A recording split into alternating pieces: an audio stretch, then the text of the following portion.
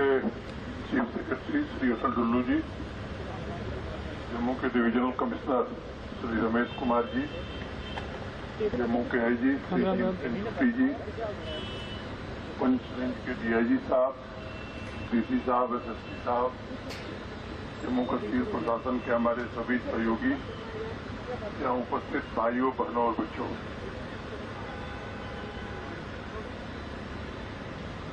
आपने जो भुगता है उसके दर्द को शब्दों में बयां करना बड़ा मुश्किल है, लेकिन आपकी पीड़ा को व्यक्तिगत रूप से भी और पूरे प्रशासन भी महसूस कर रहा है। सबसे पहले मैं उन लोगों को श्रद्धांजलि देता हूं जिन्होंने पाकिस्तान की बमबारी में अपनी शहादत दी। अनेक लोग घायल हुए। जम्मू कश्मीर प्रशासन ने तत्परता के साथ उनका समुचित इलाज हो का इंतजाम किया और ईश्वर की कृपा से घायल लोगों में लगभग सभी लोग ठीक हैं, ठीक होने की दिशा में। ये बात सच है कि मौत का कोई मुआवजा नहीं होता है। इन परिवारों ने अपने परिजन खोए हैं, उनका दर्द आसानी से समझा जा सकता है।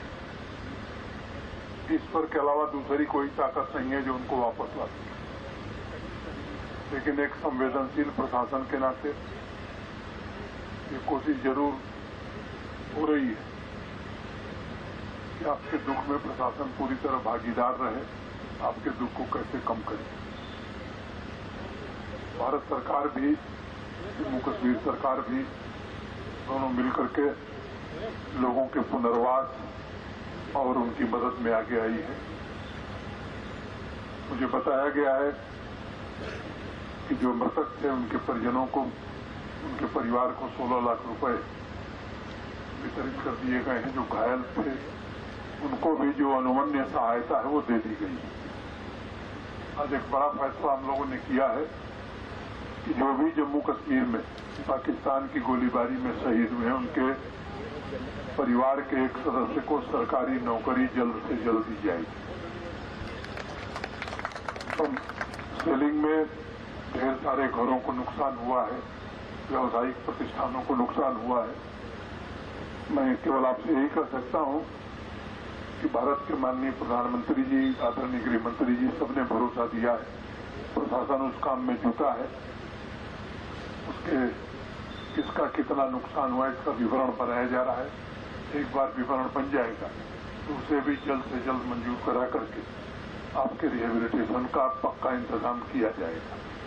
नई जो परिस्थिति ये पैदा हुई है, इस बार देखा गया कि जहां बंकर बनाए गए थे वो कम पड़ गए या दूसरे स्थानों पर भी बंकर की जरूरत महसूस की जा रही है। तो इसका भी फैसला हुआ है कि बड़ी मात्रा में इंडिविजुअल बंकर भी और कम्युनिटी बंकर, क्योंकि पुंछ शहर में हमें कम्युनिटी बंकर बनाना ही होगा, तो इसे भी सिक्योरिटी रिलेटेड एक्सपेंडिचर, सुरक्षा से संबंधित व्यय के अंतर्गत इस काम को भी जल्द प्रशासन हाथ में लेगा और बड़े पैमाने पर बंकर निर्माण का काम जम्मू कश्मीर प्रशासन करेगा। मैं अपने प्रशासन के साथियों का भी आभारी हूं। इस बमबारी में, गोलीबारी में भी हमने एक अपना बहादुर साथी खो दिया रजौरी में। बावजूद इसके प्रशासन के हमारे सभी कर्मचारी और अधिकारी दिन रात आवाम की खिदमत में खड़े रहे। मैं समझता हूं कि ये हम सबके लिए गर्व का विषय है। पुंछ के लोगों पर हमें नहीं, पूरे देश को गर्व है।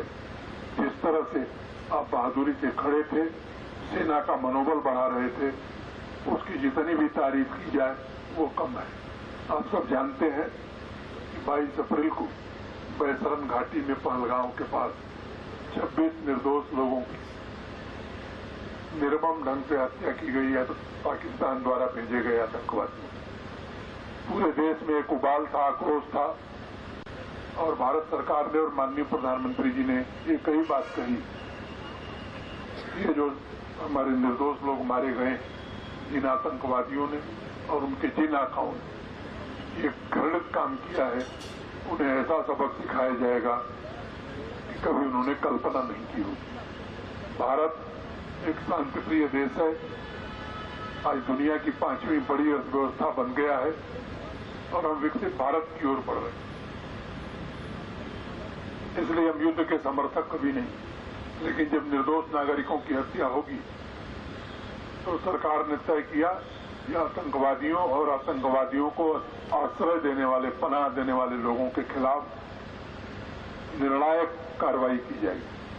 और हमारी सेना के प्रति भी पूरे सम्मान के साथ मैं कहना चाहता हूं कि जिस सटीकता से, जिस संयम से और जिस संवेदनशीलता के साथ सेना ने 6 और 7 मई की रात को कार्रवाई की, पाकिस्तान के भीतर घुस करके 9 आतंकवादी शिविरों को पूरी तरह से तबाह कर दिया।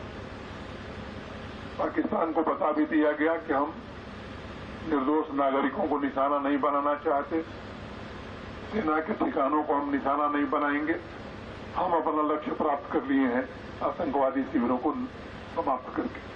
लेकिन जब कार्रवाई आतंकवादियों पर हो रही, आतंकवादी कैंपों पर हो रही, तो पाकिस्तान ने उसे अपने ऊपर हमला माना और 6-7 मई की रात को 1:30 बजे उसने अंधाधुंध गोलियां बरसाना और बमबारी करना, इसमें सबसे ज्यादा प्रभावित पुंछ था। जिस प्रकार से प्रतिकार भारतीय सेना ने किया, वहां तबाही का मंजर बहुत ही खराब है, बहुत ज्यादा हुआ है। 3 दिनों में ही पाकिस्तान घुटने पर आ गया, पूरी दुनिया में जाकर के रोने लगा कि साहब किसी तरह युद्ध बंद कराइए।